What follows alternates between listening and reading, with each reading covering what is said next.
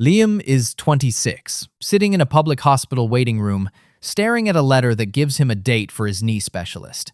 14 months from now. 2 floors up, in the same building, someone else is seeing the exact same specialist next Tuesday. Nobody explains that gap to you before it happens.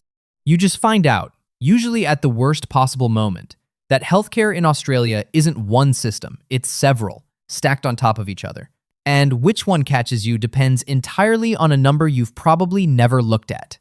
By the end of this video, you'll know exactly what each dollar figure buys, the one date that quietly determines what you'll pay for the rest of your life, and why the $10,000 policy isn't selling you more health, it's selling you something else entirely. Start with the number that catches people off guard hardest.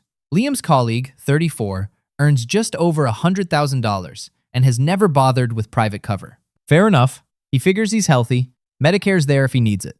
Except at tax time, the ATO adds a line to his bill he wasn't expecting. The Medicare Levy Surcharge, an extra 1% of his income, close to $1,000, charged specifically because he earns above the threshold and holds no hospital cover. Basic hospital cover would have cost him less than that surcharge. He didn't get punished for skipping insurance.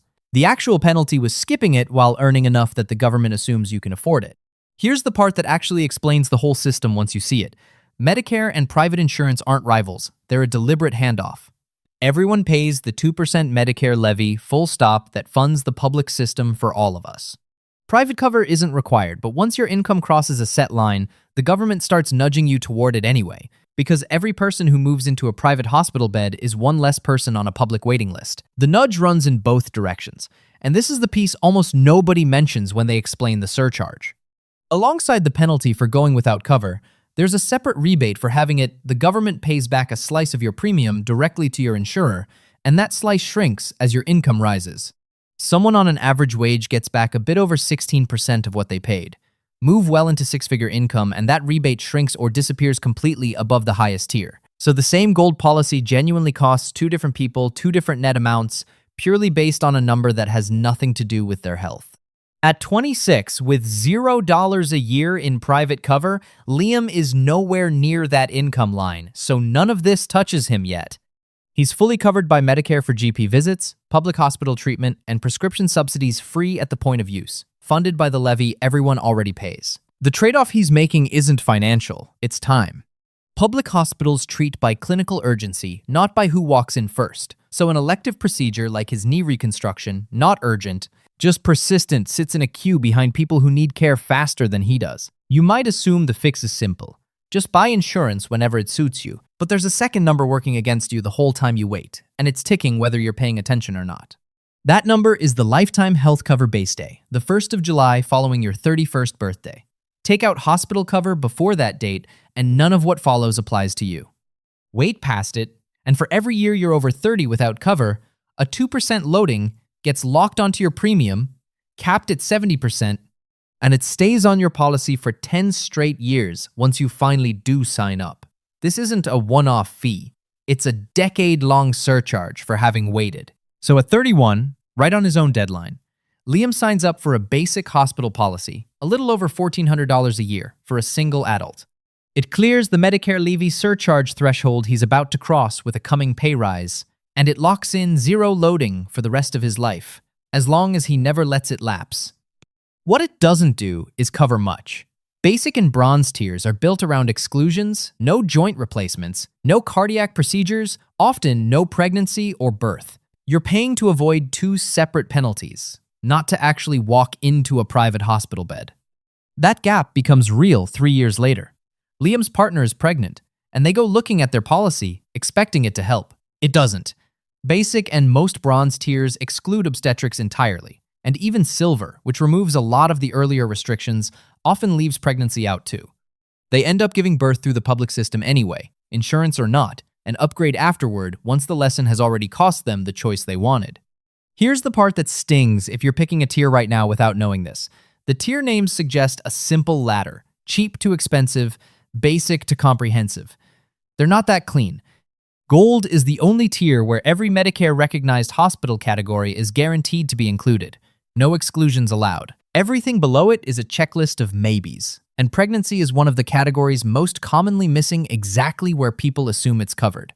There's a second lever hiding inside every one of these policies that has nothing to do with the tier name, and it's the one most people never check until they're already in a hospital bed: the excess, the amount you pay out of pocket before your cover kicks in on an admission. A gold policy with a high excess can genuinely cost less per year than a basic policy with no excess. But it also means a bigger bill lands on you the one time you actually need to use it. And separately, waiting periods apply on top of all of this, typically 12 months for pre-existing conditions, and pregnancy, 2 months for everything else. So upgrading your cover the week you find out you're expecting doesn't actually help. The clock has to have already been running.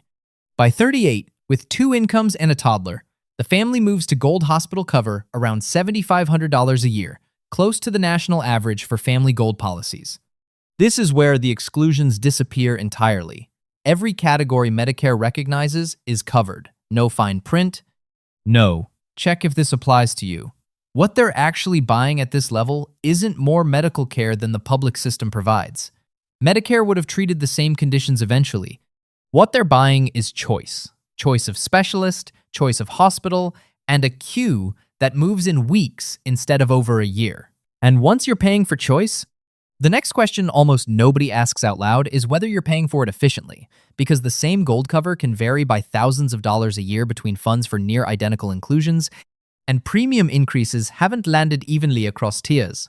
Nationally, gold tier premiums have climbed roughly 70% since 2021, far outpacing basic and bronze, and around a third of gold policyholders have already downgraded to a cheaper tier in just the past 2 years, rather than keep absorbing the increases.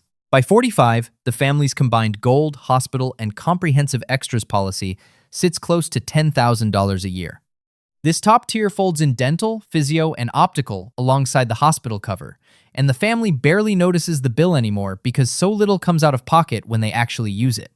But strip away the emotional comfort of "we're fully covered" and look at what changed mechanically from the gold-only policy, the hospital protection is identical. What the extra few $1,000s buys is predictability on the smaller, more frequent costs: the dentist, the physio, the new glasses, bundled into one bill instead of paid one at a time. None of this means more expensive is always the better decision.